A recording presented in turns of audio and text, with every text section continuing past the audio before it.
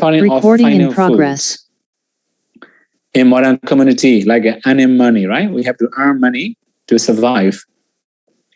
So for survival, we have to struggle a lot. Then we have to reflect or recollect all these things as suffering. Similarly, we also have suffering of the past, suffering in the future, in the samsara. By reflecting all these things, we can be energetic. We may have sense of urgency. We can be energetic. Then 2. Anisamsa dasavita, seeing of the benefits of energy. So this is also really important for us. So as ordinary people, we have to be reborn in the samsara. If we try very hard, then we can attain Buddhahood. So again, we also have to know that lazy person cannot attain anything. Even to earn money is almost impossible for lazy persons. That is why, so we have to know and see the benefits of energy. For example, when earning, we have to make efforts. We can earn well. If we are lazy, we cannot earn well. When we wish to be educated, we have to try very hard. If we are lazy, we cannot be educated. So whatever ambitions or whatever goal we have, we must make efforts to get it. Sometimes we have ability, but we don't have effort. If we have ability and without effort, it's like a crippled man. We cannot move smoothly. That is why we must be diligent. We must make proper efforts when knowing the benefits. Then again, if we have efforts, if we are energetic, then whatever thing we get, we can keep. Okay, the next one. Kamana Viti Vajrakanada. Yeah, Kamana Viti means reflection on the path to be trodden. So here in this case, we have to know that, for example, the Buddha, Bojjhaṅga Buddha, and the Buddha disciples had gone along this path, that means the Eightfold Path. Is going along with this path and will go along this path, not being lazy. So here in this case, we have to know that the Eightfold Paths, or the 3 trainings, is the path we are going to trodden. So we can also understand another way. If we wish to achieve very high quality, we must have very strong efforts. At least we must have our ambitions, our aim, how we wish to be in the future or near future. Sometimes we think about very far future. For example, we wish to attain jhana, we wish to attain nibbana, is very far. So when we are newly meditator, we have to start with near future, nearest aim, near ambition. For example, when we start focus on the breath, at least we must try to have nimitta. This is the nearest. Don't go very far. Don't think about very far things like a nibbana or any other things. It's really very far for us. So as a beginner, our aim or our ambitions or our goal must be very simple things, like to be able to focus on the breath for 1 hour, 2 hours, like that. After that, we can also make ambition to be able to maintain nimitta longer time, and so forth. In brief, we can understand that by reflecting on the path to be trodden, then we can also be energetic. We have to go very far. We have to save our energy. We have to keep going, moving forward continuously. This is also one of the things we have to know. Okay, now 4. Pinda Pada Bhajayanata, the honoring of alms. So here we have to know that honoring of alms. For example, the donors are not our relatives, although they are not our workers, our slaves. They are just donors. So here we have the story of Venerable Ayamita. Mostly we can find this one in this part. Venerable Ayamita was a Ďhammā practitioner, also a forest resident. He was a good meditator, but he hadn't attained any higher attainment. So he went for alms rounds in a small village. In the small village, there are a family. So in that family, only 2 persons, mother and then daughter. One day, Venerable Ayamita was coming for Bindabata. Then the lady, the mother asks her daughter, okay, now when your brother come, offer this kind of foods, especially like, for example, jaggery, molasses, honey, butter, very, very valuable things. Offer all these valuable things to your brother, which means your brother referred to Venerable Ayamita. Then, if there's a leftover foods, you can also take it. Then the daughter asks the mother, what do you eat, mother? The mother replies, I have already eaten leftover foods last night. So that means one night already, store foods. Then, when hearing that, Venerable Ayamita thought, oh, this is really, very, very great food for me. Without attaining headship, I should not accept their foods. He went back and he meditated and he could attain headship. Then he came for alms rounds again. This means if we are practicing very well, we are honoring our alms, our donors. That is why here in this case, Pinda Pada Bhajayanata, which means we have to practice the 3 trainings to honor our donors. This is also important for the meditators. Not only for bhikkhus, it's also important for the meditators, because we meditators have foods offered by devotees and donors. Again, we also have DHAMMA 5. So number 5 is DHAMMA reflecting on the greatness of heritage. So this one is also important for us. We have different types of heritage. They mentioned we have 7 kinds of wealth, noble wealth, mentioned in Buddha's teaching. We have faith, saddha, also morality, sila, moral shame, hiri, moral fear, ottappa, knowledge, here it means dhamma knowledge, sutta, charity, jaga, and wisdom, panya. These are the noble wealth explained in Buddha's teaching.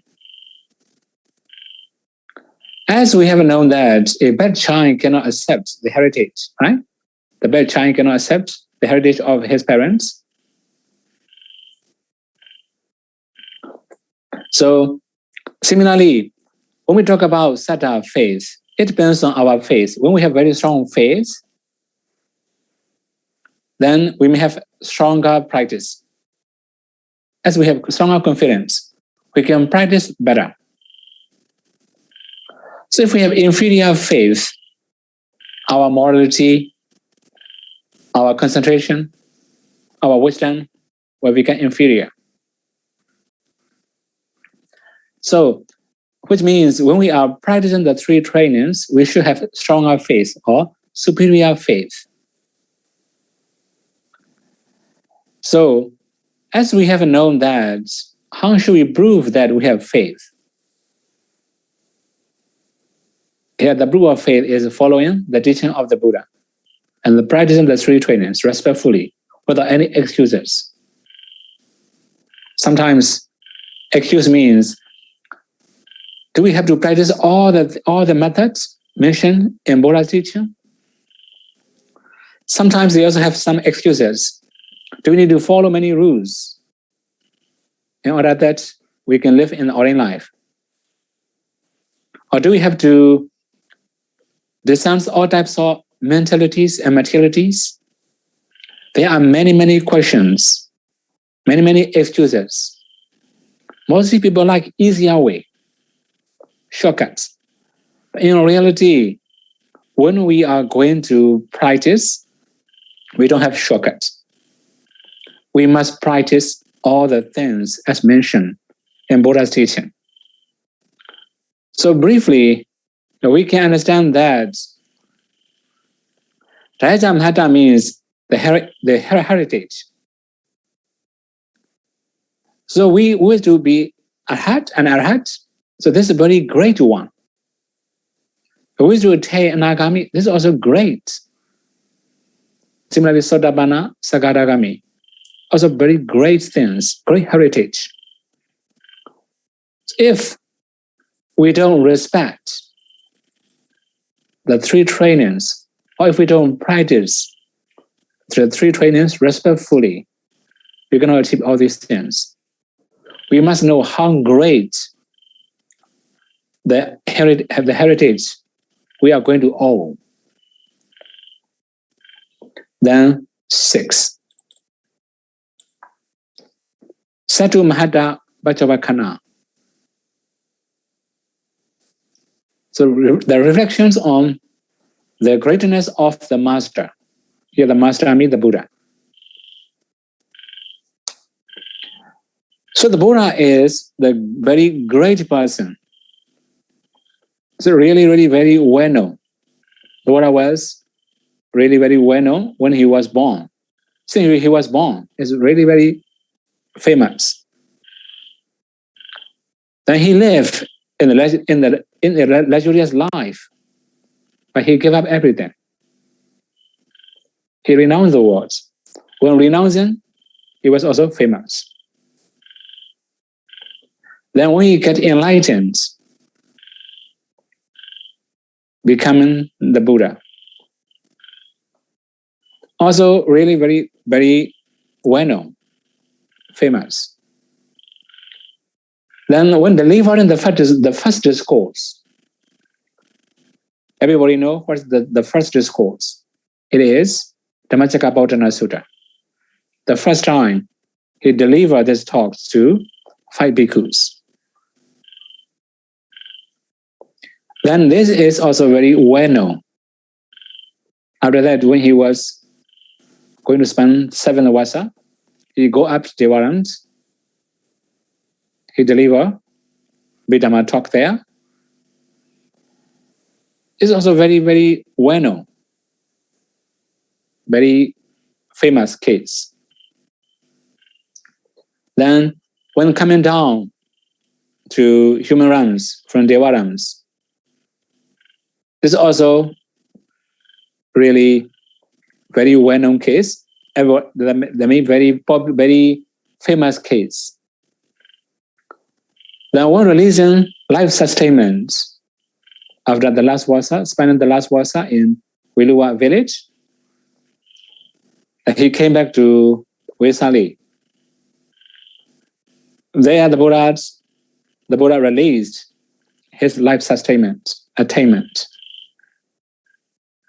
is also really famous. Then when entering Nibbana, which means his death moment, right? This is also very well known. So that means Buddha has made very great efforts to achieve such great things. That is why we have to reflect on the greatness of our master. Sometimes we talk about our teacher too much. I have learned from this kind of teacher. I have learned from this kind of teacher. But in reality, whoever our teacher is not really very important. We must upgrade ourselves. If we can upgrade ourselves, this is really very meaningful for our life. Okay, now again, 7. Jati Mahata Pachavakana. Reflection on the greatness of race. So here, race or the lineage, mostly we understand as the Buddha's lineage, right? We have Buddha's lineage. So again, here in this case, although we talk about race or lineage, in reality, it comes from the practice. Without the practice, we cannot be superior. All the good quality come from the practice and then training. So when we have inferior efforts, we have inferior lineage. When we have superior efforts, we may have superior lineage. It comes from the virya we have. Then again, we have to continue number 8. Sabrahma Chariya, Sarvamachari, Mahata Pachavakana, Kanata. So Sabrahmachari, Mahata Pachavakana, in this case, reflections on the greatness of fellow Dhamma friends in the holy life, such as Venerable Sariputta. He's a really great person. So among the fellow Dhamma friends, Venerable Sariputta is also one of them. If we wish to be a great person like that, we have to make efforts. Then 9. Kusita Bogala Parivachanata. The avoiding of lazy folk. So here in this case, we have to elaborate a little bit more. So spending our time by talking about useless things, spending our time going here and there without practicing. Similarly, we may complain about many things, doing many other things except meditation. So there are also some reasons of laziness. The excuses, we have many excuses for laziness. For example, journey. When we have to go very long journey, we have to prepare for it. Then we don't meditate. We just spend our time by doing many things. This is also one of the issues without meditation. Sickness. When we have sickness, we also have a lot of excuses. So, if we have a lot of excuses, sure, we cannot meditate well. After recover from sickness. Also, we have some excuses. Oh, my body is so weak. I cannot meditate. Similarly, we may have many activities, many responsibilities or duties. Then also the same, after making or after doing very heavy duties, then we must have rest time, break time. Similarly, famine, not having enough food. So these are also the ground for laziness. The excuses also can be the ground for energy. It depends on our perceptions or perspective. For example, journey. When we are in journey, we cannot meditate. So now before going to journey, I have to meditate. Something like that. When we have sickness, or I have more sense of urgency, I should meditate more. It depends on our perception or how we accept it. So briefly, if there's somebody that's lazy, giving many excuses without meditating, then sure we should avoid that kind of people. Then again, 10. Next one, right? Arata, Viriya, Bukala, Sevanata. So the association with folk who have begun to exert efforts.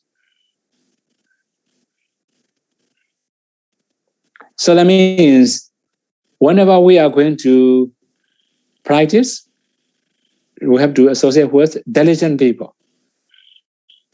Although they may have many difficulties, they are diligent to meditate. When we have this kind of people, it will be easier for us to improve. Okay, briefly, we can understand that Viriya is not that simple because we have to make very strong efforts to overcome unwholesome minds. We have to try very hard to acquire wholesome minds, to get wholesome minds.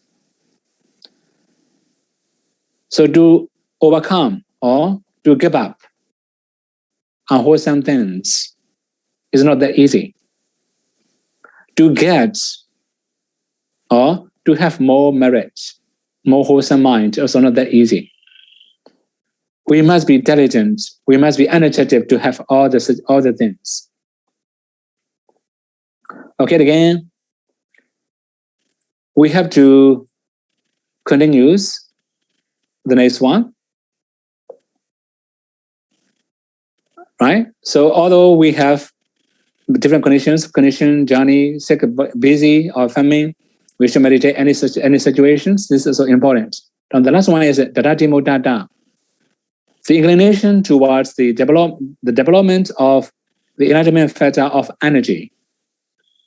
That means our mind must incline to be energetic. So we must have energetic mind all the time. We must have more interest in it. So in reality, here we have many different discourses or many different books. By listening to some discourses, we can be energetic. By reading some books, we can also be energetic. By reviewing some discourses, also we can be energetic. This means Dadati Modata. Our mind must incline toward the enlightenment factor of energy for developing. Okay, now and again, we have the next groove. 11 things lead to the arising of enlightenment factor of joy. We call BIωρίBojjhaṅga.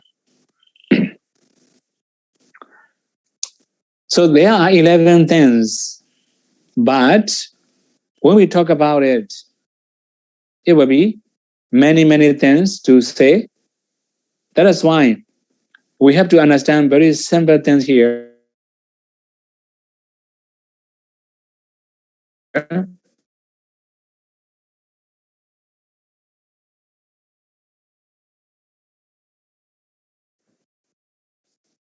Bante, we cannot hear you.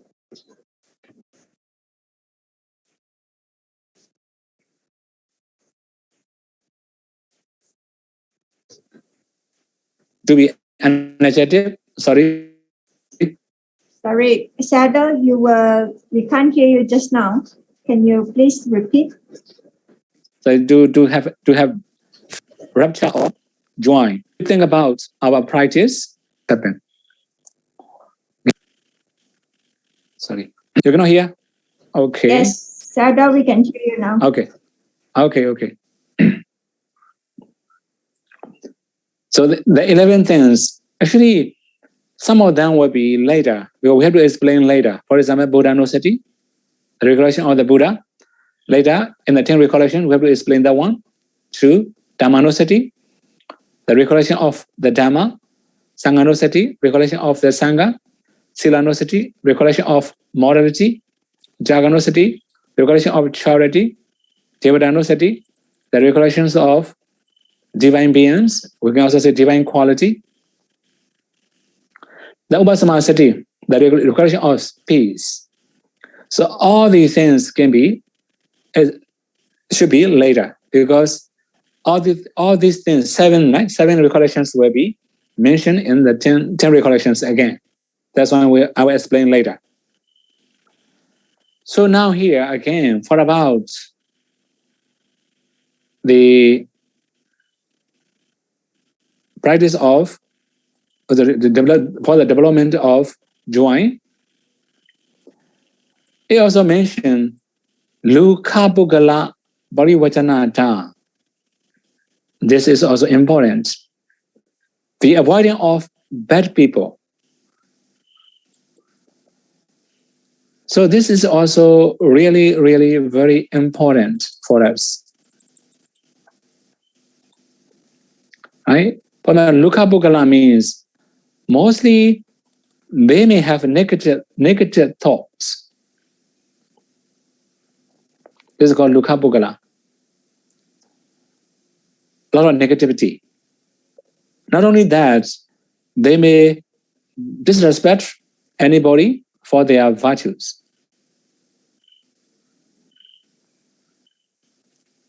So that means they don't know how to respect others. Then they will be arrogant. Then also, that means we cannot discuss the Dhamma with them. This is called Lukha Pugala. So sometimes there are some meditators, they don't wish to listen the instructions given by the Buddha, or they don't wish to listen any instruction from the teacher. They just wish to do whatever thing they like or as they practice, as they wish. They just wish to practice as they like.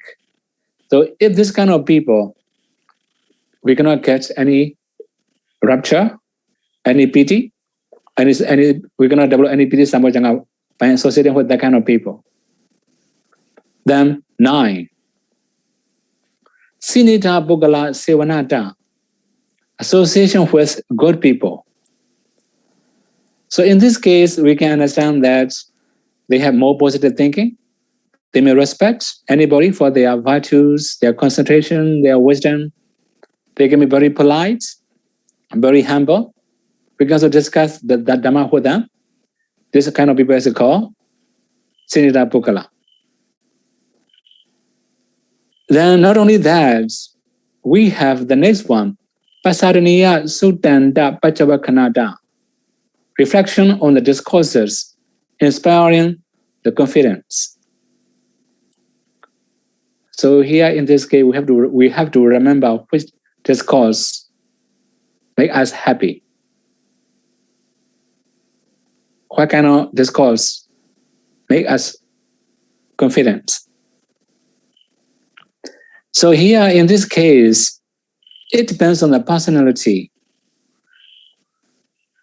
Sometimes we also read some part of the Pali canons or commentary. For example, like in my case, sometimes if I am really very lazy or no more energetic or sometimes no more joy to gain faith, I read Samajanya, about the Samajanya Katha, right? About Samajanya in commentary. Especially, I started knowing that chapter in Silakanawaka.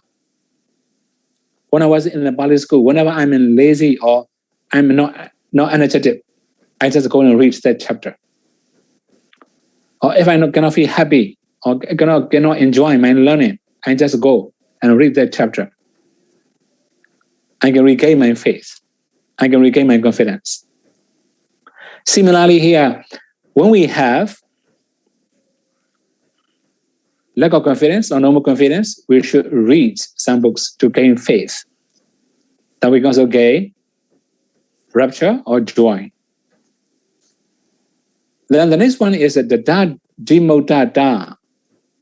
This one is the inclination towards joy, as we have mentioned before. If we talk about inclination, that means every time our mind must incline to it. In any posture, our mind must incline to it. Okay, now this is the enlightenment factor of joy. Then the next one about the enlightenment factor of tranquility. So they mentioned 7 things leads to the arising of the enlightenment factor of tranquility. So here I should explain the first thing about tranquility. What does it mean, tranquility? This is also a kind of mental quality. It makes mind stability. Because we can say it's the stability of the mind. The opposite of restlessness. So when our mind becomes very peaceful, then the body also becomes calm. When our mind is shaken by restlessness or any other defilements, then the mind cannot be calm. So one more thing about that one. For example, if we are worried about many things, we cannot tranquilize our minds and body. So sometimes we are very tired. We stay active because of tranquility of the mind. So that means when the tranquility arises, the defilements are subsided. So that means defilements make our mind unstable. But when we have tranquility, we can subside the defilements. We can also get the stability of the mind. Okay, now when we talk about the 7 things, the first thing is panita bojjhana sevanata, the resorting to fine foods. That means when we have good foods, good nutriment, we can also get tranquility. Then again, 2, udu sukha sevanata, the resorting to comfortable weather. When we have good weather, we can also get tranquility. Then 3, indriya iryapata sukha sevana, the resorting to comfortable postures. So there are 3 things. So these 3 factors, right?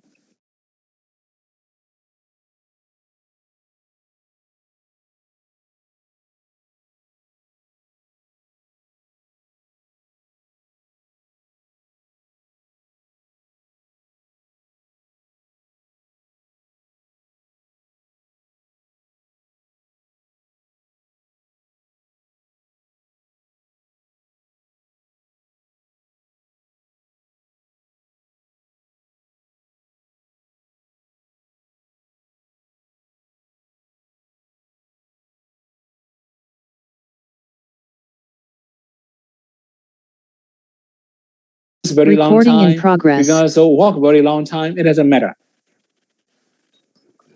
So for these 3, there will be some exceptions.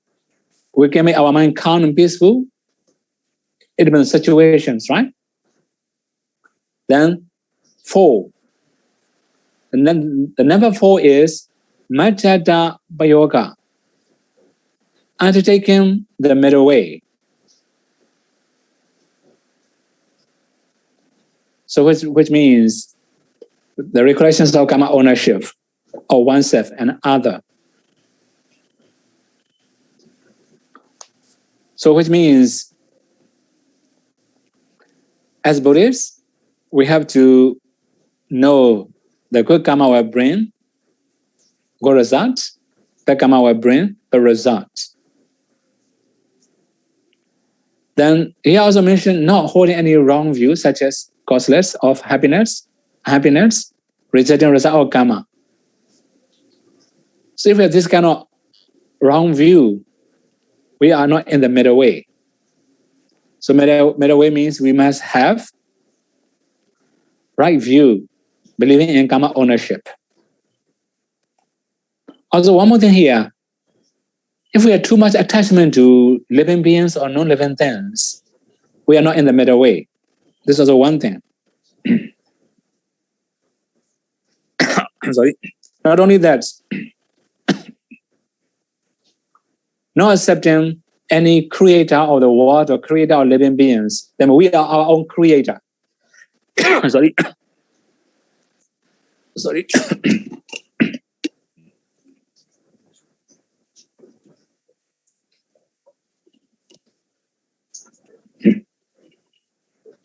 So we create our own karma. Our karma will create us. Our karma will create our future. If we have this kind of perceptions or this kind of acceptance, this means we have Majjada Yoga, undertaken the middle way. Then 5. 5 means Sarada Kaya Pugala Parivachanada. So in this case, the avoiding of people who have physical bad actions such as torturing, bringing weapons, stones, or sticks for fighting. So this kind of called Sarada Pugala. So that means we must not associate with anybody who does not have any empathy, mercy, or kindness, or compassion. So not only that, we must not associate with anybody who always worry about their security. There are some people, they worry about their security. If we associate with that kind of people, we cannot make our mind calm and peaceful. Also, we must not associate with the people who have bad behavior, short temper, and bad speech. So if we have that kind of friends or companion or associates, we cannot calm down our minds and we cannot have tranquility anymore. It's also important to have good associations. Sometimes they don't need our help. Then, although we have them, they just reject, or maybe they have bad behavior, they just show dislikes, then we should not associate with that kind of people. Then 6.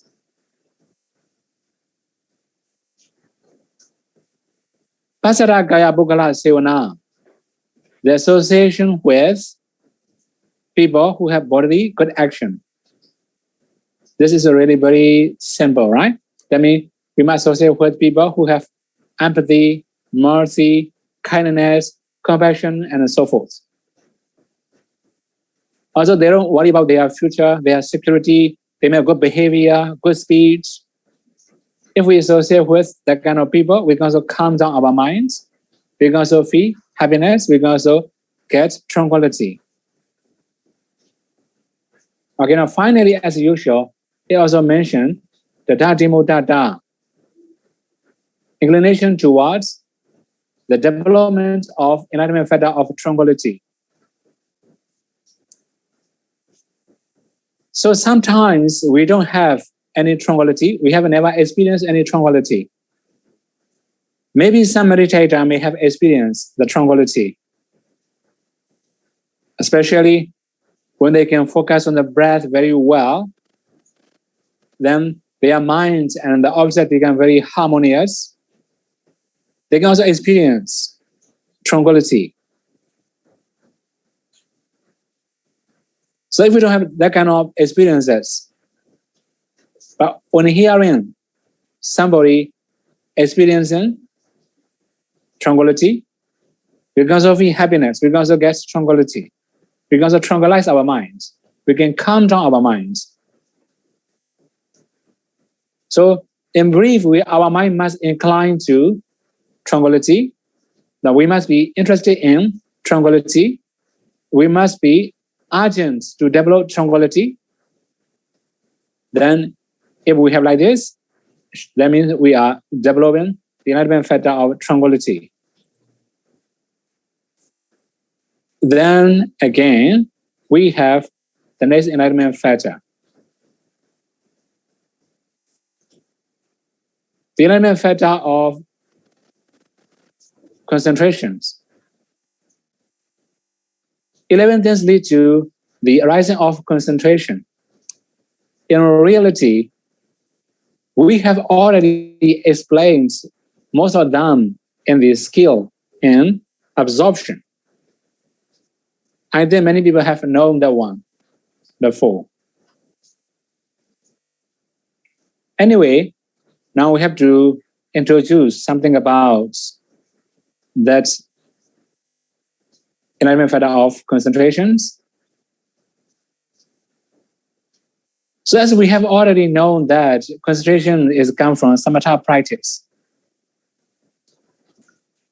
So as we have mentioned in 10 skill in absorption, we have mentioned 1, Vituvisata, Da, Vituvisata means purifications of the basis, which means we have to clean our clothes, our living place, and our body, like a shaven hair and so forth.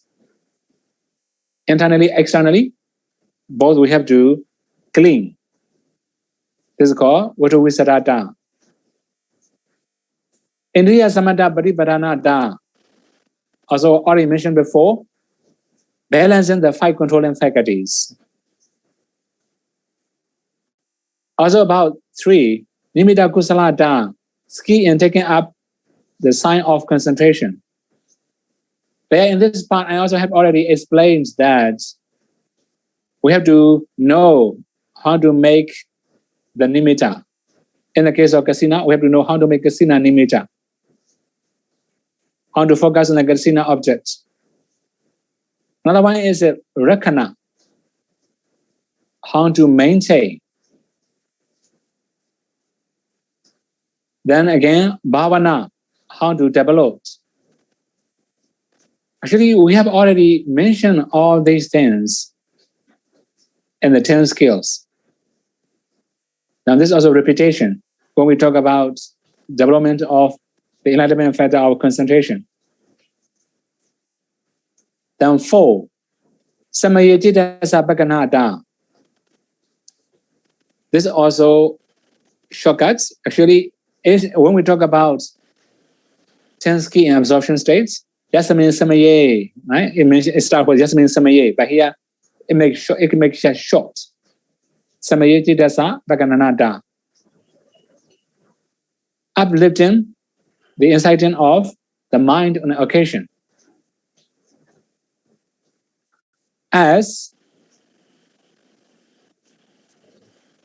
So that means when we talk about this, I also have to explain how do the development of enlightenment factors, right? Because now we are talking about the development of enlightenment factors. We have already explained at the time, briefly, sometimes when we are inactive or when we have very weak efforts, at the time we have to develop the enlightenment factor of investigation, the efforts, and join or rupture. So when we are going to make a fire, we don't add any fuel into the fire. We just add many wet grass or maybe wet clothes like a mat into the fire. The fire will disappear. It will be extinguished. But when we put into fire many fuel like a drying leaves, drying grass, or drying wood, the flame will come out. Similarly, when we are inactive, or when we have very weak efforts, or not very interested in meditation, it's the time to develop the enlightenment factor of investigation, efforts, and joy. Then 5, Samayajitasa Nikananata. The restraining of the mind on occasion. Sometimes we have too much energy, too much energetic, too much active. It's not the time to develop the enlightenment factor of investigation, effort, and joy. It's the time to develop the enlightenment factor of tranquility, concentration, and equanimity. So we have to remember these two things. 4 and 5 cover the developing enlightenment factors. It depends on the occasions, the condition we have. So here in brief, when our mind is too much energetic or too much active, it's the time to develop the enlightenment factor of tranquility, concentration, and equanimity. That means the restraint of mind on occasion. This is number 5. 6. Samaye, samhasanata, the gladdening of the mind on occasion. So what does it mean, the gladdening of the mind on occasion? Sometimes we don't have any joy or calmness, or we may have very weak wisdom, then our mind will feel tasteless in meditation. At the time, we have to reflect the basis of the ground of sense of urgency. This is called sambahasanata. So, as we have already explained before, from time to time, our minds are not ready. Sometimes, not that much confidence, not that much energetic.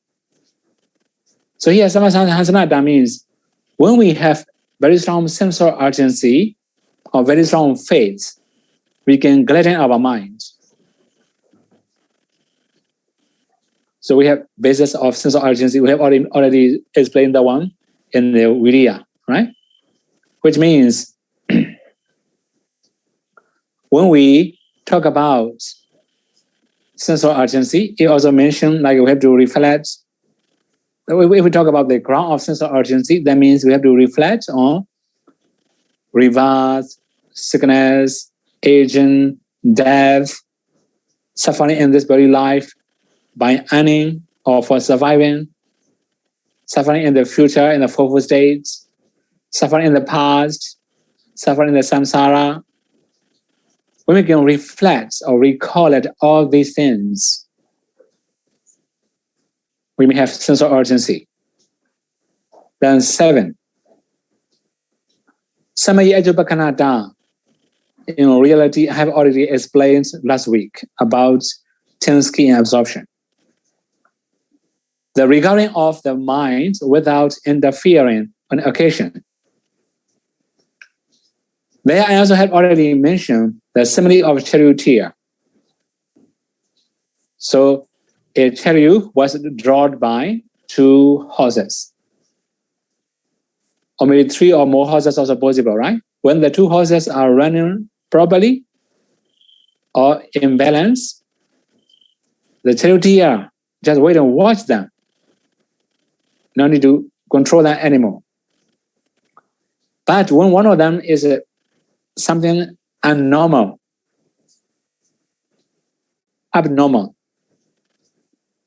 they are not running properly, it's the time to control, right? Try to train them.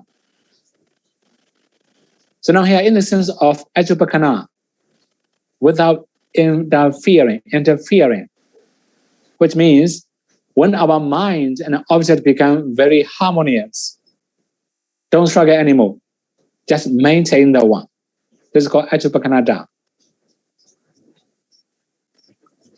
So again, 8. Asmahita bhugala vivachanata, the avoiding of people who do not have concentrated minds. This is also very common in developing enlightenment factor. So we have to avoid unconcentrated people, those who never interested in meditation or those who has never, right, practiced samatha before. The 9. Samahita Bugala Sevanata. Association with people who have constricted minds. So by associating with that kind of people, we can emulate and to inspire the way they practice. So we should associate with that kind of people. Then 10. Sorry.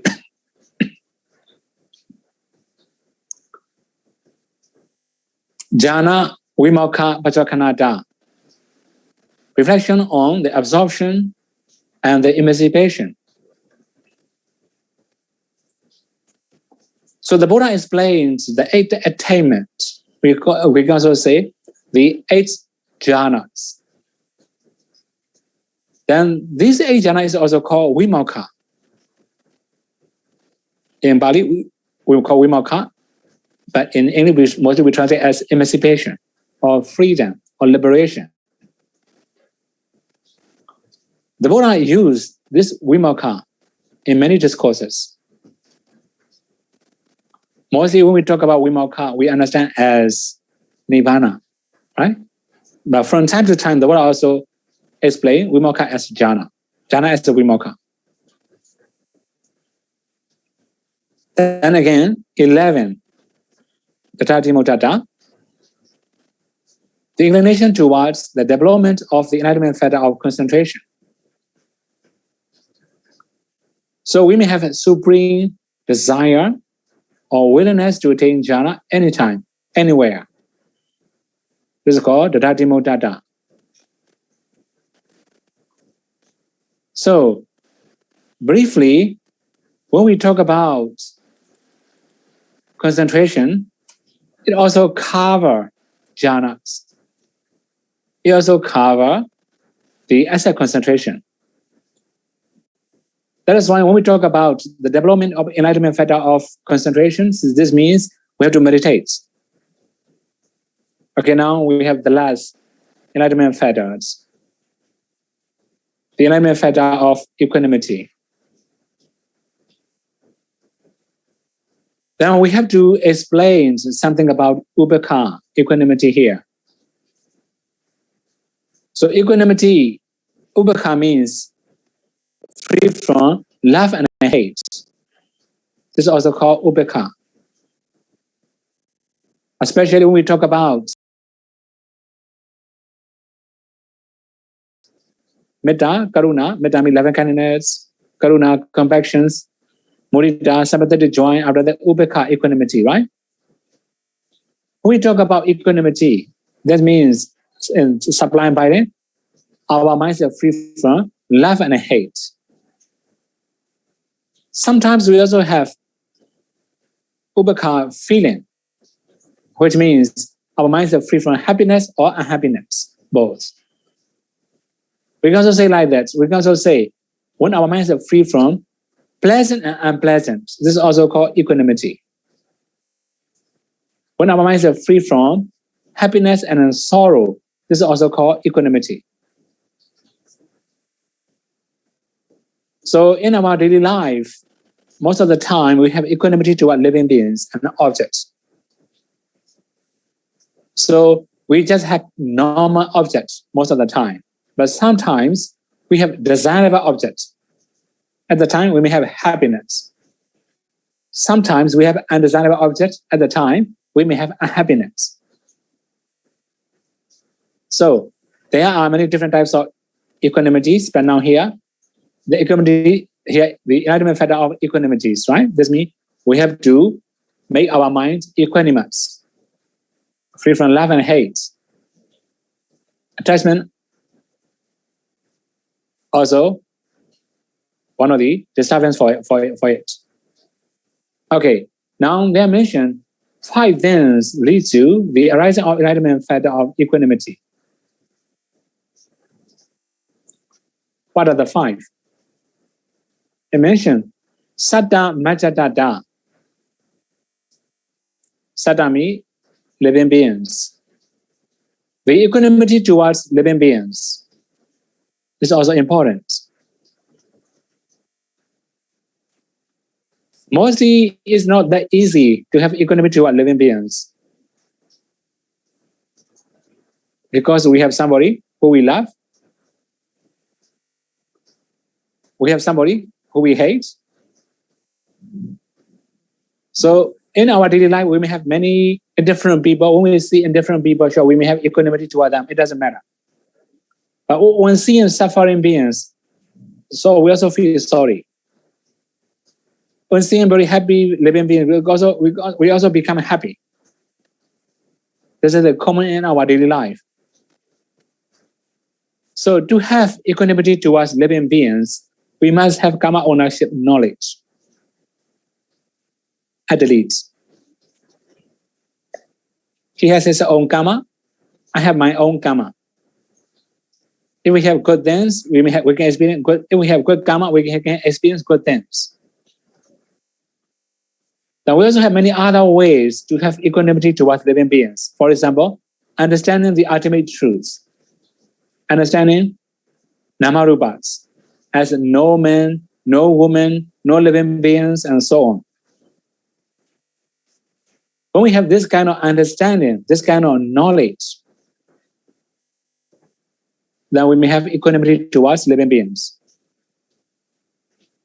As long as we have the perceptions of living beings, we cannot have equanimity. So that means if we wish to have stronger equanimity, we must have discerned thoroughly the ultimate realities and aggregate the bases or elements. If we have thoroughly discerned the ultimate realities as aggregates, bases, and elements, we may have equanimity towards living beings. Otherwise, it's not that easy. So, what about arhats? Mostly arhats have equanimity towards living beings or non-living things because they have very strong insight knowledges. When they see desirable objects, they can also change it into undesirable objects. Not only that, when they see desirable objects or undesirable objects, they can also change to desirable objects.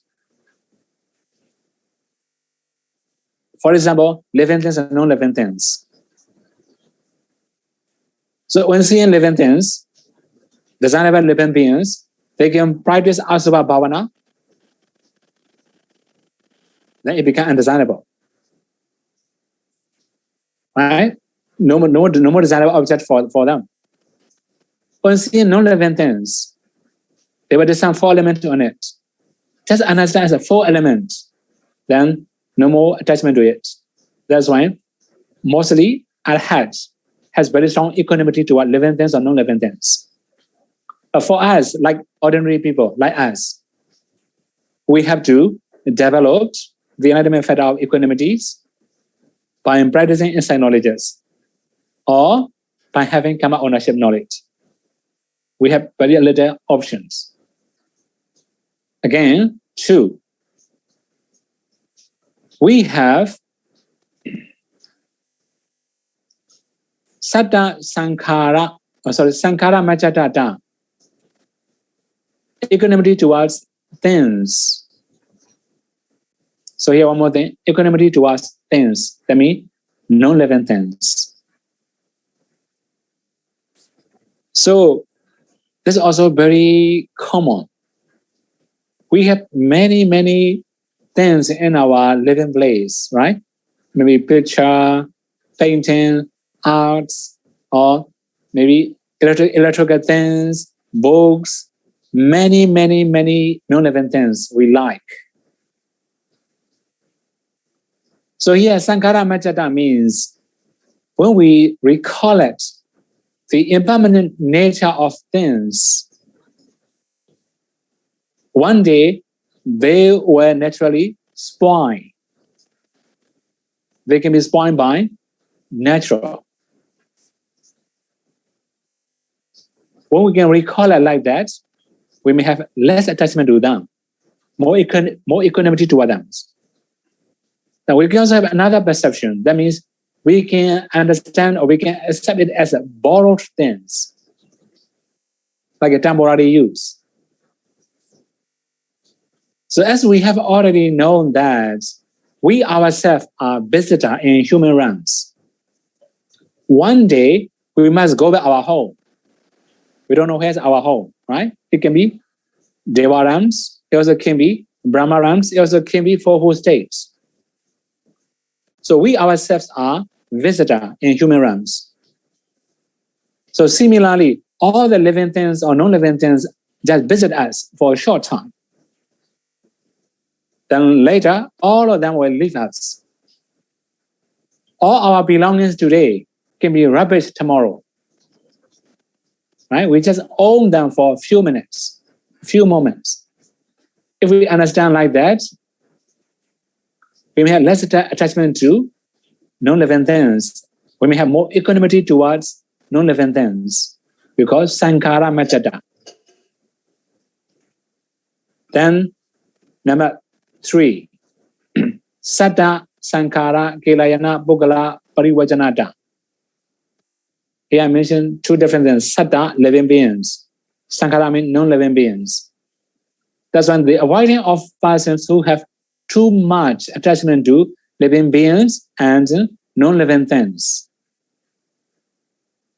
This is really, really living things or non-living things, right? The things. So that means we may have our beloved one in the text. That means in the Wisdom commentary, and we have also have the similar thing can be found in Mahasatipatthana commentary. We can find the same things. There I mentioned one thing about the kelayana, right? Attachment. So there are some era bhikkhus or some senior, they may have their disciples. They love their disciple too much. When somebody asks their disciple to do this and that, they dislike them. Don't ask my disciple to do this and that. They will be tired. They don't wish their disciple to be tired. So when we have this kind of mind or this kind of attachment, this is called kelayana. This is an example about bhikkhu, right? Similarly, as in household life, sure, if you have children, you don't like your children to be tired, right? This is a normal. No parents like their children to be tired. This is also called kelayana. Let them work very hard, as much as they can. They will understand their life, right? They can understand their lifestyle better. This is called satta kelayana, attachment to living things or living beings.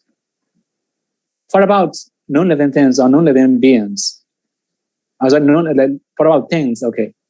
So in this case, we have our favorite things. For example, our favorite picture, our favorite foods, our favorites, okay, like for example, laptop, like a telephone, or any electrical things, or there can be any material, including flower, candlelight, candle, or like a short sticks, or anything we like, we our favorite things, right? If somebody touch it, we dislike, or we are not very happy. If we have this kind of strong attachment, we call this the sankhara kelayana, attachment to things. If we associate with this kind of people, we cannot have equanimity. That is why, if we wish to have stronger equanimity, we must avoid the people who has very strong attachment to living things and things. So now, 4. Satta sankhara majjata puggala sevanata.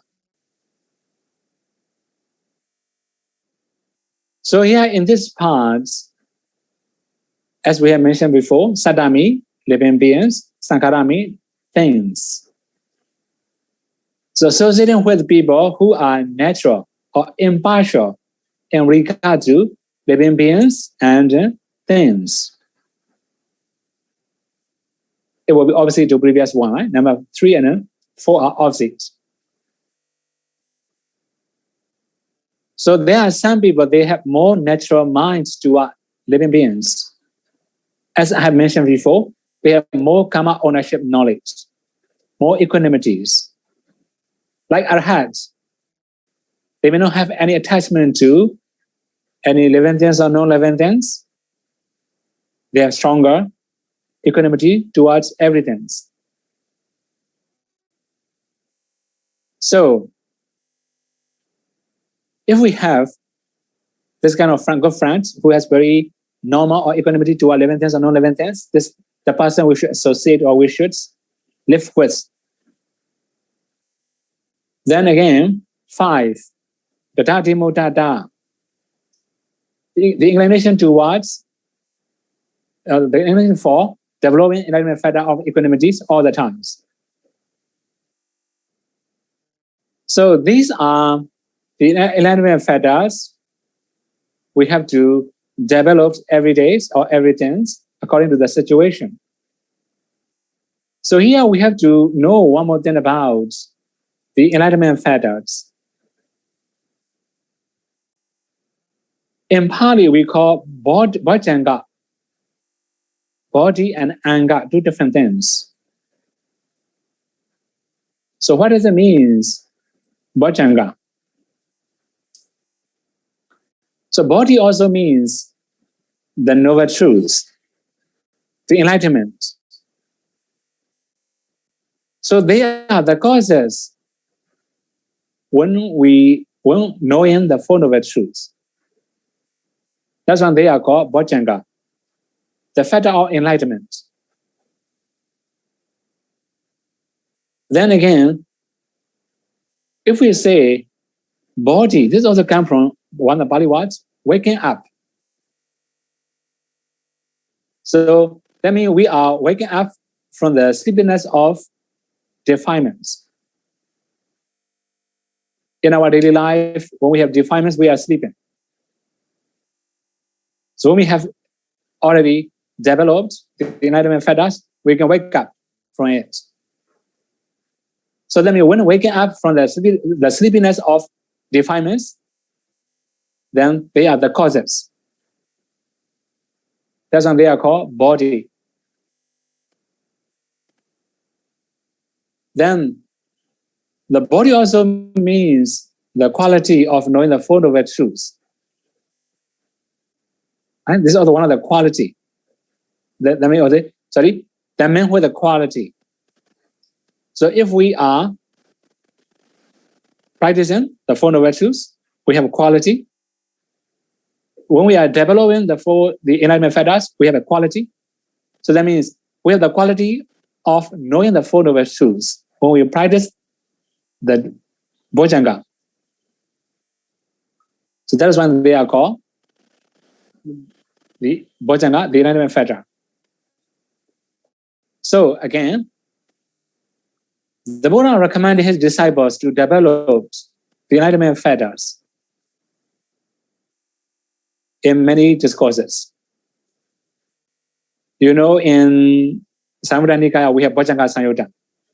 We can find many discourses about the enlightenment factors. In one place, the Buddha also explains that the monks undertaking the precepts developed the enlightenment factor of mindfulness, and that is the produced by solitude, Viveka-Nissita, or produced by detachment, Viraga-Nissita, produced by cessation, Nirvana-Nissita, and that inclined to the abandonment, Osaka-Prinami. We can find this kind of statements or passage in many, many parts in Samudaya Nikaya, which means we can develop the enlightenment factors by undertaking the precepts. The enlightenment Theta is produced by solitude, produced by detachment, produced by cessation that incline to the abandonment. That is called Bojjhaṅga. So, okay, today we have already finished the Enlightenment Theta. So next week we have to continue talking about jhanas. It will be a little bit heavy topic for today. Also, it will be a little bit heavy topic. Next week also it will be heavy topic. But anyway, we should know what's really called jhana, how to practice, how we should experience. Okay. So now, today we have already explained the 10 keys. Among the 10 keys, we also have to know many other things. But anyway, so as a meditator, we have to learn any things which are necessary for our practice. So today, it will be heavy for the listeners and also understand. But if I explain many other things, or maybe if I divide into many groups, for example, like 2 Enlightenment Theta in 1 week, it will be very long, right? That's why I just summarize all the Enlightenment Thetas at once in one topic. So anyway, you can also understand well. You can also practice practically. It will be useful for you in your daily practice. So may you all be able to practice the 3 trainings, and as a result, may you all be able to realize the final cessation and not suffering. Sadhu, sadhu, sadhu. Sadhu, sadhu. Thank you, Sadhu. Sadhu, sadhu, sadhu. Sadhu, shall we now take the question? Okay. So we will first read the question sent in by participant and then take question from the floor.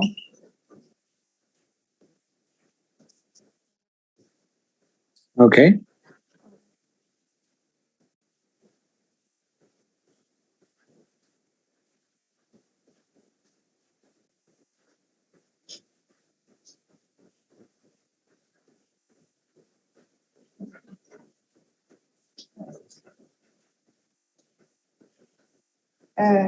Dear Sadhu, question 1. Regarding practice of mindfulness in other posture, other than sitting, usually should we focus on the same meditation object as during sitting time, for example, breathing object, or other object other than main object? Is it okay? So for about Sambhajanya, actually we should focus on the main object all the time. As we sit, as we focus on the breath when sitting, we also should focus on the breath when walking, standing, also maybe like walking or lying down, right? Any posture, we have to focus on the same object. It will be more beneficial. Okay, next one. Okay, number 2. When we are doing something that requires full attention on the action, for example, cutting fruits, can we focus only on the action itself instead of focusing on the meditation object, for example, breathing at the same time? So if something is dangerous, right, you should be mindful on what you have to do, right? It doesn't mean you have to focus on the action. If necessary, you can do some chanting or like a recollection of the Buddha or something like that. It will be more beneficial. Actually, we don't recommend to focus on the action. Okay, next one. Number 3, out of the 40 meditation objects, if one were to prefer a particular object, for example, peace of Nibbana, more than others, is it okay to practice mindfulness on such an object during daily life? What is and when one is not practicing the main meditation object during sitting time? Okay, so like a recollection of peace or recollection of Nibbana is not that simple and easy for beginners. If you have known the quality of Nibbana, it's okay, not that much problematic. But for about the main object, we should choose easier one, right? Another thing is like the changing objects, right? You know, in the question also mentioned changing objects. as we have mentioned before, sometimes you are too lazy, not very interested in meditation. You wish to have joy or tranquility. Then at the time, you could also change the object. For example, Piti Sambojjhaṅga, right? You mentioned you can change to Buddhanussati or Dhammanussati, Sanghanussati, any recollections to make your mind happy and peaceful. After that, come back to the main object. So from time to time, you can change the objects until you can recover your energy. Then if you can recover your energy, then you can refocus on the previous object. Okay? This one? Okay. Question 2. Dear Sayadaw, for one who has mastered till 4 jhana, is it okay to enter, for example, 4th jhana immediately without going through 1st to 3rd jhana? Okay, so for systematically, we have to enter, right? Up to one by one, first jhana, second jhana, third jhana, fourth jhana, like that. We don't have shortcuts. But for those who has already practiced 14 ways, they can skip any jhana. It will be exceptions. Okay, next one. Number 2, in the Visuddhimagga, it is stated that bone marrow is white, spleen is blue. Could it be translation error or any reason for stating such color for these parts? Maybe the bone marrow we understand and bone marrow the commentator understand will be different. Maybe that's why they translate like that. Maybe, right? Spleen is blue. This one is not blue. Maybe this is a translation mistake. Maybe. Yes. Right? Okay. Well, mostly, okay. Recently, I also have not recently, long time ago, when I start giving interview for foreigner, they say like blue casino, Nila casino. We don't have Nila casino. We don't have blue casino. But when this is the first time I have ever heard blue casino, then this translation problem. They translate Nila as a blue, but in reality, Nila is a black. Okay. Next one. Okay. Number 3, for Deva, since there are 32 parts, why it is that they could still practice anapanasati? Actually, they have breathed in, right? For Deva, they have breathed in. That means they cannot practice 32 body parts. This is a different things. But they also have to breathe in, breathe out for their living, right? For oxygen. That is why they can practice anapanasati. Okay. Question 3, Wandami Sayadaw, I have a lot of love. Is that wrong? Can this love kill me? Anumodami Sayadaw. Okay, so in this case, it depends on what kind of love, right? So sometimes, okay, we can like loving kindness. In this case, it will be okay. You can love anybody with kindness. Also, one more thing, equally, if we love all the living beings equally, this is called loving kindness. So this kind of love is okay. We cannot say this killing us or killing anybody. So the problem is if we have too much attachment to somebody, then it will be a little bit dangerous or risky or very harmful for ourselves. So it depends, okay? It depends on what kind of love you have. Okay, next one. This one need a translation, Bante. 尊敬的西亚多，当对佛法没有信心时，该怎么做更好？沙都沙都沙都。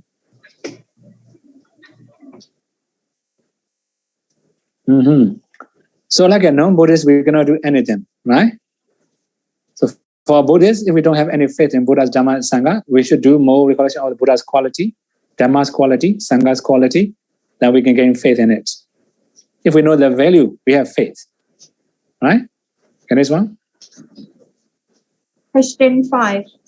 Dear Sayadaw, Sayadaw mentioned about avoiding of people who does not have concentrated mind and association with people who have concentrated mind. In the monastery, we encounter some meditator who discriminate meditator based on whether they have jhana and vipassana and those who have no attainment. They criticize this meditator as low class, only do cooking and dana bhikkhu.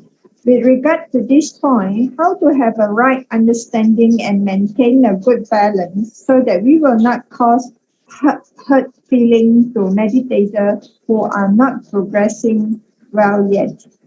Okay, sure. This is also one of the problems come from the personal experience, right? Anyway, so actually, if we have met this kind of people, we should avoid also. Although they have achieved something, we cannot say somebody is a low grade or inferior or lower class, right? We cannot say like that. So all of us have possibility to achieve. It depends on our skill. So, okay, although they have concentrated minds, in this case, it will be the next one, right? Kelayana. That means they sub-intelligent too much, right? So they just follow their own desire too much. In this case, sure, you should not associate with that kind of concentrated person also. Okay, one more thing here about understanding, right? Sometimes Dhamma and person do different things. Dhamma is always truth. The personality will change all the time. So although we are accepting the same Dhamma, it depends on our point of view or how we accept it. It will be different, right? Different idea, different understandings. After that, different problem also. Okay, in this case, just understand this is his personality or her personality is not Dhamma. Okay? Next one. 尊敬的夏多 in the 4D Kammatthana, usually,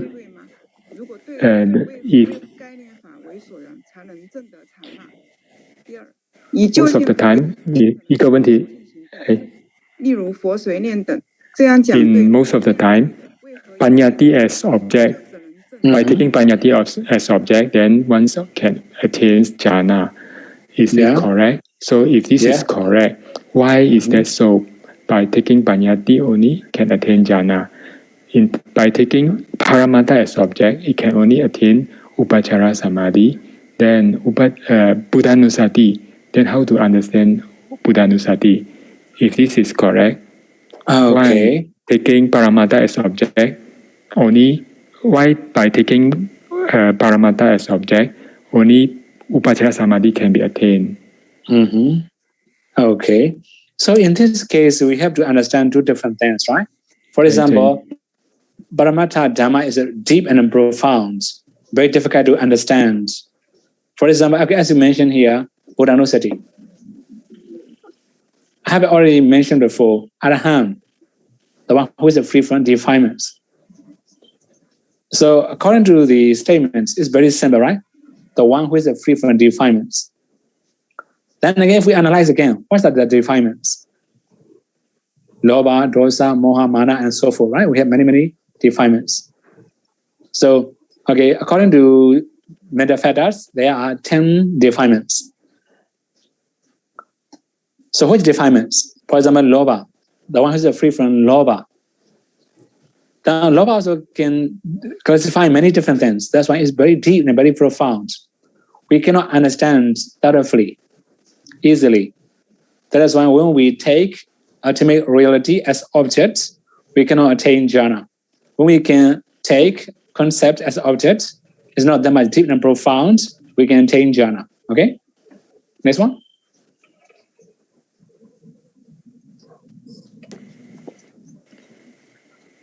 请问四无边定和非想非非想出定，也是以究竟法为所缘，但是却能够证得禅定，为什么？ I think this Seattle has answered before. He says in Vijnananandjatana and Nevasanyana, they are taking Paramattha as object. Why they can attain jhana? Is it because Paramattha is referring to Vipassana, object for Vipassana? So the wisdom is strong, but the samatha is weak. And Paramattha, Dhamma, for example, the Chitta Cetasika, they arise and perish immediately. So the object is always arising and perishing, cannot let once enter into jhana. It can only maintain as upachara samadhi. Is that correct? So this is the first part of the question. Actually, okay. Actually, I have already answered this question also, right? Anyway, so this is actually Vinyananja and Vikanya Neva Sanyana Sanya, right? This one is, these two have ultimate reality as an object, but it's not for beginner. Actually, in the very beginning, we have already analyzed, right? Categorized different types of jhana. We call it Adi Kamika, right? This is not for beginner. So for experienced meditator or advanced meditator, that's why it's possible for them to attain that kind of jhana.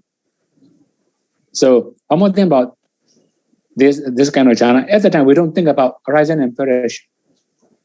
We just think about consciousness. So it depends on our perceptions, right? When we talk about, even when we see the Rupa Kalapas, in the very beginning we don't ask them to discern arising and perishing. Otherwise, they cannot maintain very well. Similarly now, in the sense of jhana, we don't ask them to discern arising and perishing.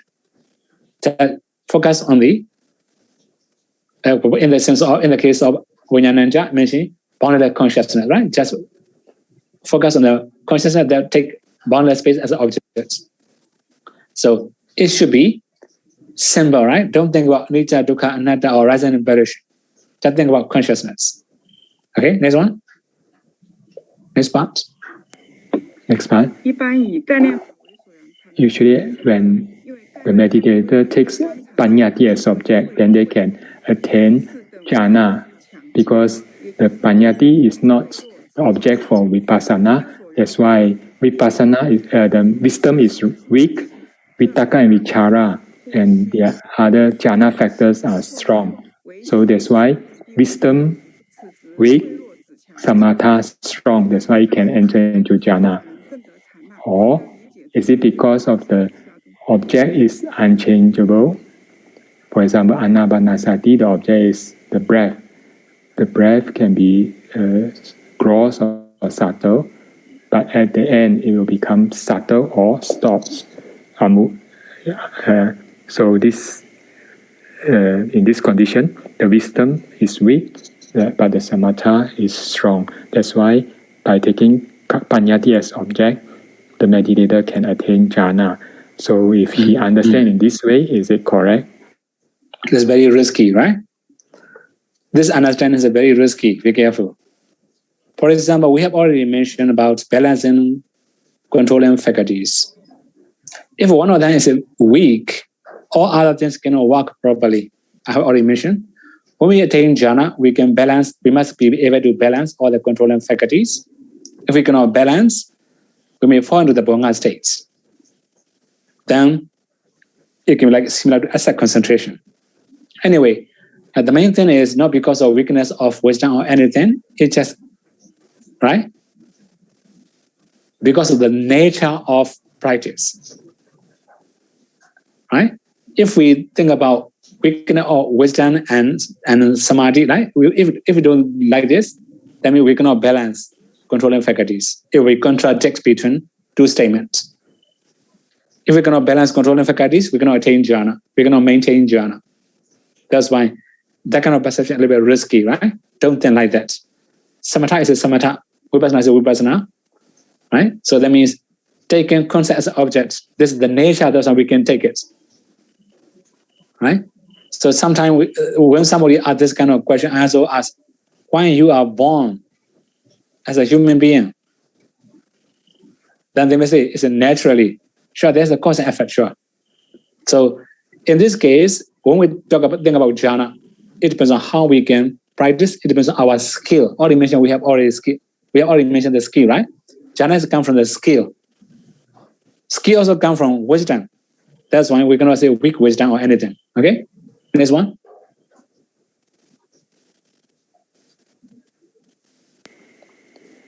In the practice of anapanasati,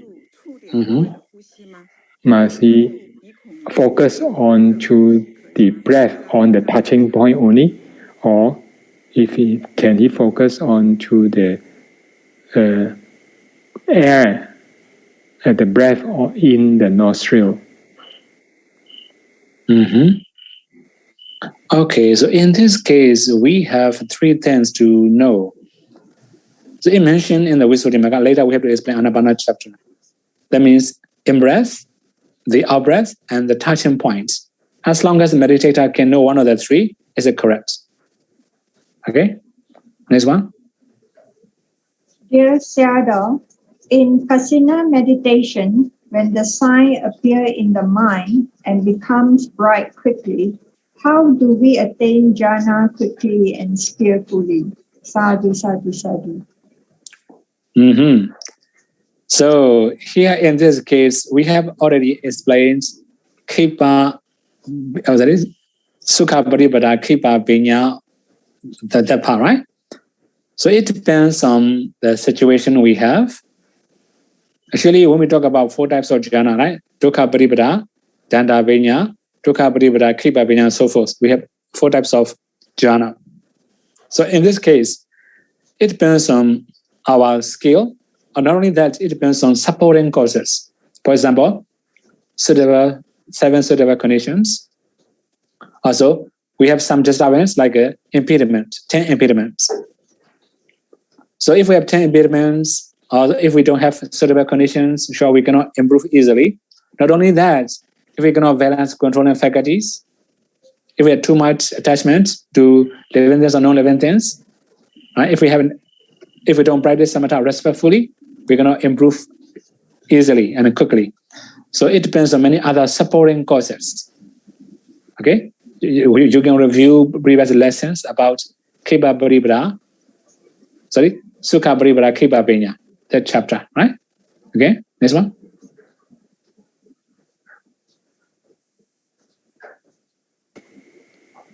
In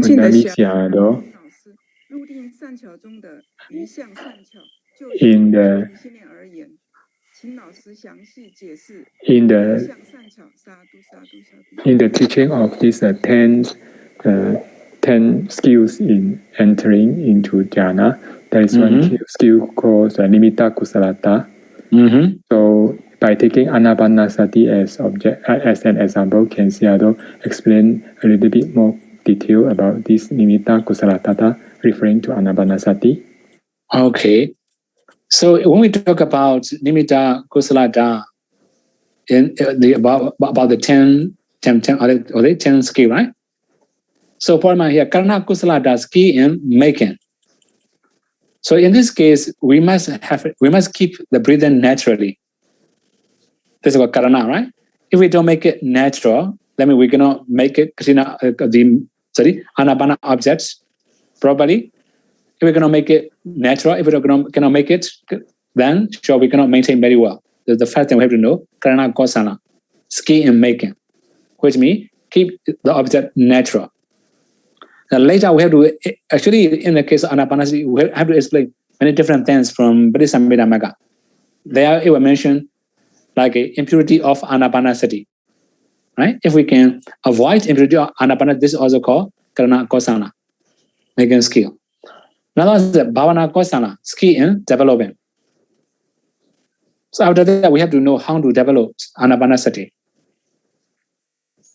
So in this case, in the case of anapanasati, we must know how to maintain. Also, right? Rakana kosana. So that means we have to develop later and later, for example, 1 minute, 2 minutes, 3 minutes, like that. We must be skillful in developing. But about rakana, also the same, skill in maintaining.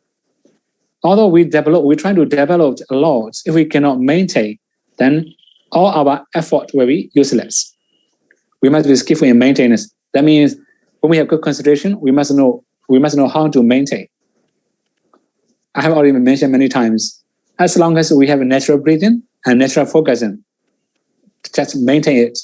Don't make any extra efforts. If you make extra efforts, because of excessive efforts, you may have a lot of thoughts. That means maintaining is also important in anapanasati. Okay, so if we summarize, karana kosana means make your breathing natural. Then bhavana kosana, skill in development, that means you have to build up the time of concentration letter by letter. After that, Rakana Kosala, skill and maintaining. You must be able to maintain the concentration you have already achieved. This is the way you have to understand. Okay? Next one.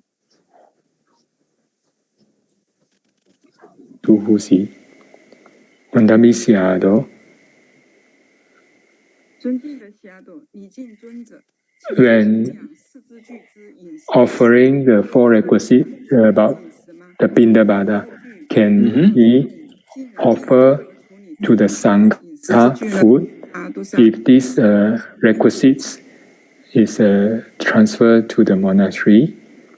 The Kapya, how would the Kapya arrange these food requisites for the Sangha?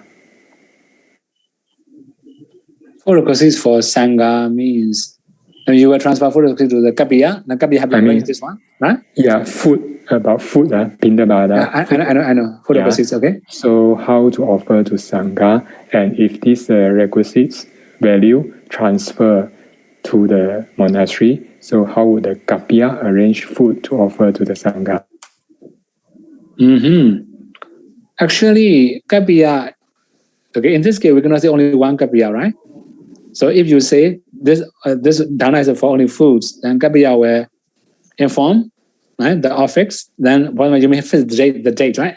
In that very day, then they have to send to one Kapya to arrange necessary things. After that, cook for the Sangha. That's all. What do you want to know about it?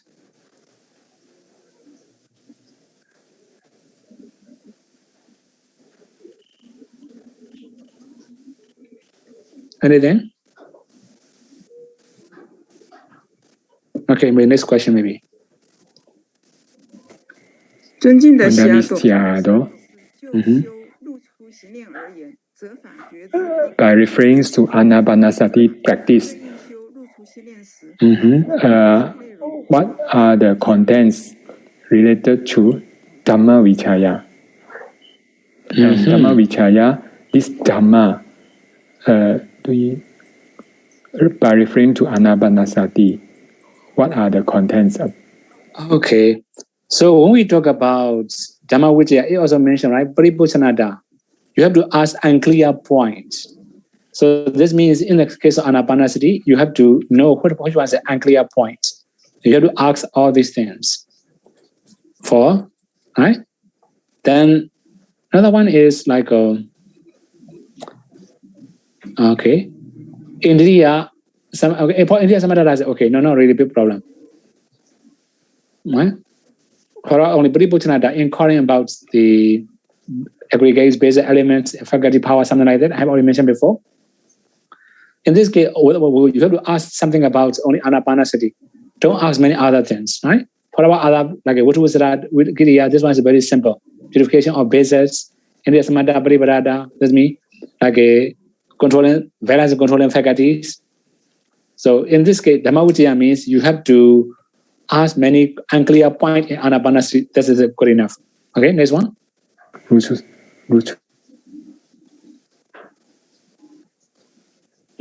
Seattle, just now about the question.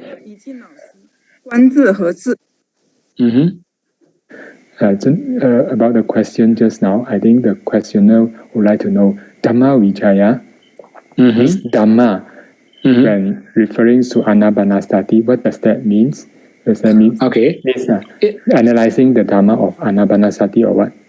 Okay, so in this case, okay, Dhamma means Anapanasati. We're going to say analyzing. Don't analyze. You have to know only unclear point of Anapanasati. About Anapana meditation, which one is unclear for you? You have to try to understand that part. That is called Dhamma Vichaya. Okay? Next one.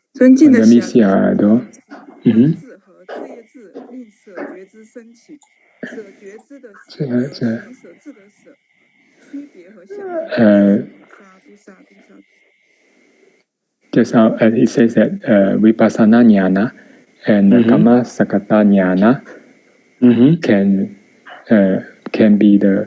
let Upekkha Bojjhaṅga to arise.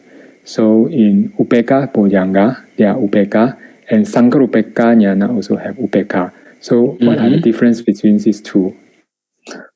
Actually, in the cases of Sankarupeka jnana, in this part, actually, equanimity towards formation, right? This means more equanimity towards the aggregates or bases or many different things. This is called the insight knowledge.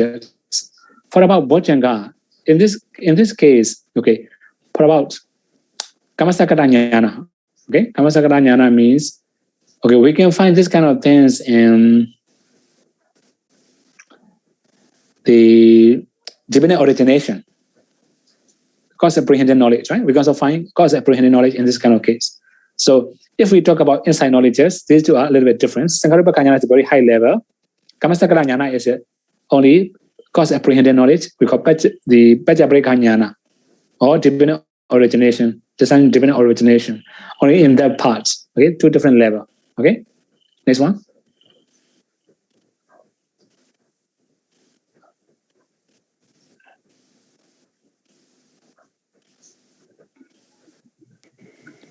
Undamisiado, Upeka Sambojjhaṅga.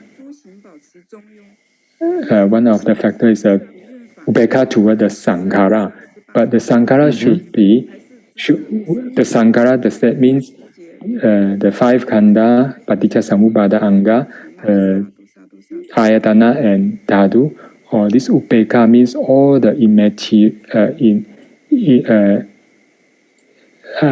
non-living beings, means all the utuja or all the material things. So what does it mean by this Sankara here? Okay, in this case,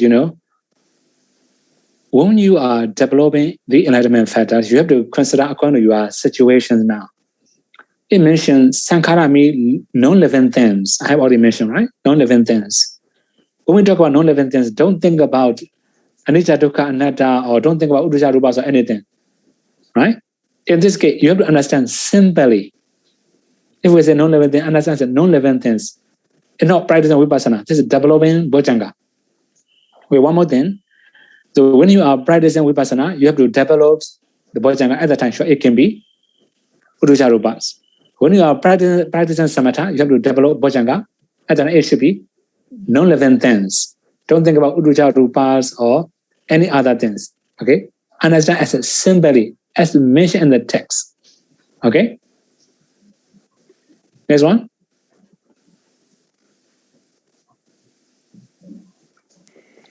In the seven Bojjhaṅga, Bojjhaṅga can be the cause for the accomplishment of the seven enlightenment can be the cause for the accomplishment of the Four Noble Truths. Are there any other cause for the accomplishments of Four Noble Truths besides Satta Bojjhaṅga? Actually, we have already known that the Noble Eightfold Paths, right? This is also the same, to attain Bojjhaṅga, so to attain enlightenment, the three trainings, we can also say like that, right? Seven purifications. Actually, although we give different name, all the ways are leading to the realizations of Nibbana. So we can also understand many other ways, right? Okay. Then, other question? Dear Sayadaw, Wandani Bante, if Venerable Ananda was not affected by the Mara and requested the Lord Buddha to stay longer, how long could Buddha have lived if he decided? Bante, Sadhu Bante, Sadhu. Okay, at that time it mentioned like Ayukapa. Mostly people also misunderstand Buddha can live as long as Vasastan exists, right? In reality, it's not like that. Because Ayukapa, lifespan all at the time. At the time, what lifespan is only 100 years, right? So the Buddha can live 100 years or longer than 100 years, not more than that. Okay, maybe as Venerable which one? The one who very long, Venerable Bhagula, I think 160 years or something like that. So anyway, then he can live Okay, but sure, he cannot live 200 years, right? Sure, maybe longer than 100 years he can live. Okay, that's all. Next one. 尊敬的霞朵，礼敬尊者。问过了。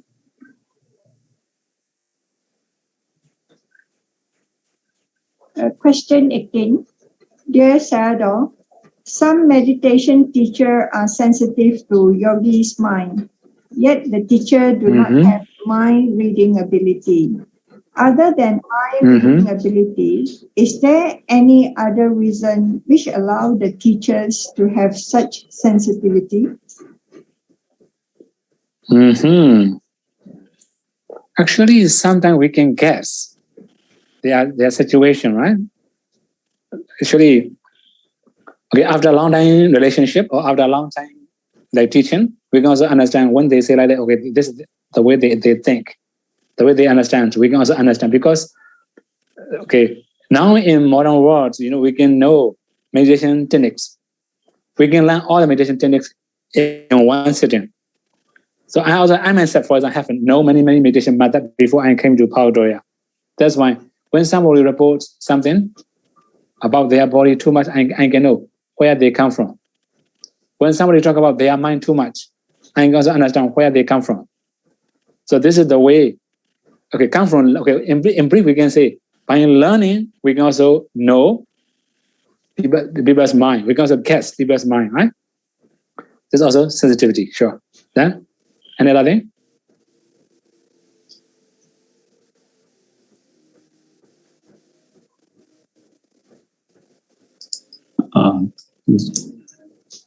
Vanami said all. When I do sitting meditation, I do anapanasati about 45 minutes. Then I feel the pain in my heart. But I should observe the pain and I come back to my breath again. But the pain in my heart increasing non-stop. So other time I think about anicca. But when I discern that the pain and come back to the breath again, but I endure the pain, and also I continue with the pain, and I just observe. I note the pain for 30 minutes. So I see the pain start to reduce, and I come back to my breath again. So is that my practice anapanasati is correct?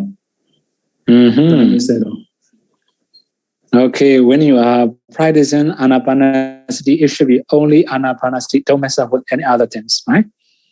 Anapanasati must be simple and natural. So there is one statement in anapanasati: don't follow inside your body, don't follow outside your body. This is one of the statements, one of the recommendations. So now, in your case, don't follow inside your body, don't follow outside your body also. Trying to keep knowing around your nostril. Trying to keep knowing the breath around nostril. This is the way we have to understand about anapanasati. Okay? Next one.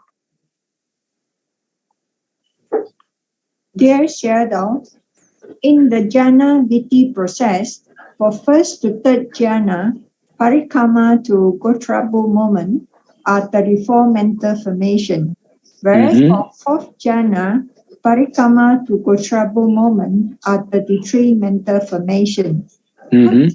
Could Sayadaw please explain the reason why fourth jhana only 33 mental formation?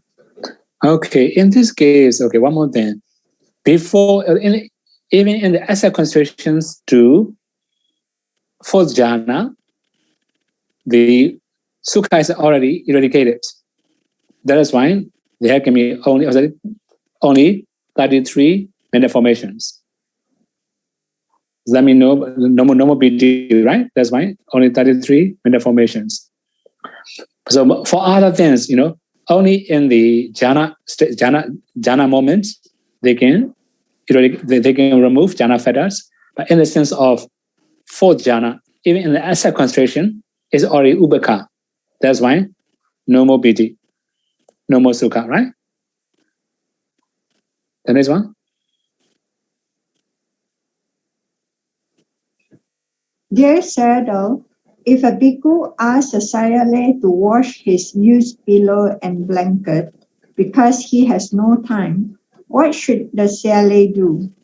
The bhikkhu is not a teacher. Sadhu, sadhu, sadhu. This one is a little bit problematic, right? So, okay, for other properties, not that much serious. If she wash, also not really big problem. But for about the rope, wearing ropes, right? Then he must not ask to wash anybody. Okay, this one.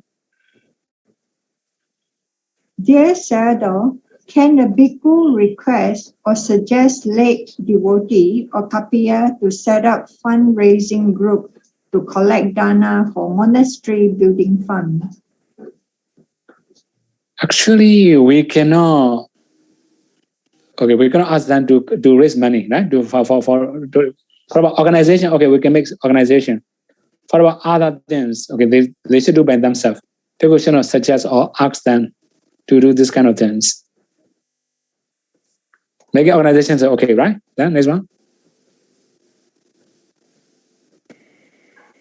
尊敬的悉达多，礼敬尊者，抱歉，刚才听得不是很明白，请问可以供养僧团饮食吗？萨度萨度萨度。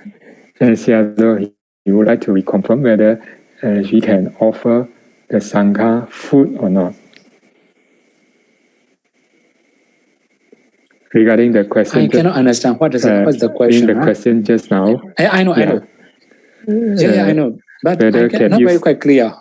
Means that the requisites transfer to the monastery, then let the kapiya make arrangement to donate food to the Sangha.